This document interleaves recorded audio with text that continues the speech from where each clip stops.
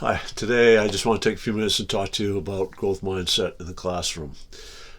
Teachers have an unenviable task of not only trying to design instruction on this subject matter and impart that knowledge and the skills of thinking and writing and reading and all the typical educational things, but they also have the task of trying to shift mindsets.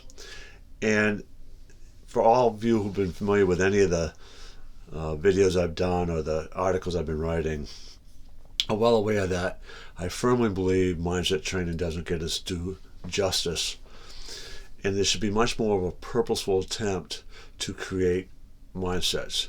In particular, in classrooms, a growth mindset, because that mindset is all about the belief of that intelligence isn't fixed, that it can change over time, and that you as a learner or as a student can improve and get better. And that core beliefs, those beliefs around who you are as a student can change. And not only can they change, teachers kind of have the responsibility to help instill those positive beliefs, such as embracing challenges and learning from criticisms, and those characteristics that are evident in a growth mindset. But we aren't really trained in the communication skills necessary to impart them. And we don't teach them directly. So we don't have a class or lesson about mindset training. And that's part of what I'm all about, is trying to train that directly into students. But I also know that we need to train those people who are working with people who are professional communicators, working with the young people of today, that we need to train them to use their language, both verbal and nonverbal, to better impart those beliefs. So let me kind of give you an example. Think about a teacher who's going to be introducing a unit that experience tells this teacher that this unit is hard. Kids often have a very difficult time with the concepts being taught in this unit. And it comes about every year. And it's not just this teacher. Colleagues from within the school district or even outside the school district acknowledge that this is a hard unit. It's something that just the kids have a hard time grasping. So to prepare the kids, the teacher might say something like this: we're about to begin a new unit, and this is perhaps for most of you will be a very challenging and difficult unit. It's shown over the years that students really struggle with this concept. But one thing I can tell you is that if you work really hard and you come to me for help and you do all your assignments, you're more likely to avoid the stress and the challenges and the frustrations that a lot of students have when they do this unit. So you have that communication about this being a challenging, difficult unit, and trying to prepare the kids so that they know ahead of time that this is going to be challenging, difficult.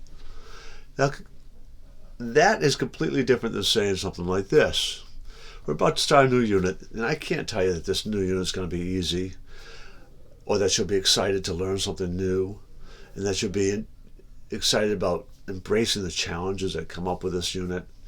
But I can tell you that if you work hard, you see me for help if you need it, and we work together cooperatively as a group and really try to get the most out of this, you will begin to become excited about the possibilities of what you're learning.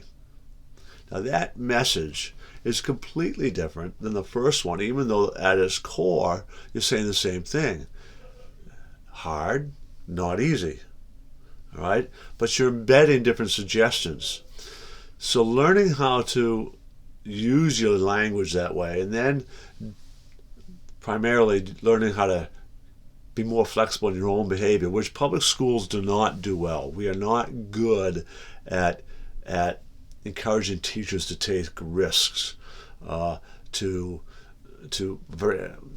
vary their own behavior and encourage that. But yet the law of requisite variety says that the person or the system that has the most flexibility is going to achieve the greatest results, or they'll control that system. So in the classroom setting, if the teacher's learning system and their own behavior has more flexibility than the students, you're going to control that system. So we need to learn to be masters of our own behavior. And that can be challenging because oftentimes it means stepping out of our comfort zone, right? But there are skills with not only the language we use, but anchoring techniques and mindfulness and breathing, and bringing those into the classroom and developing some habits and routines around those can dramatically change the environment and the culture of the classroom and begin to embed this growth mindset in the classroom.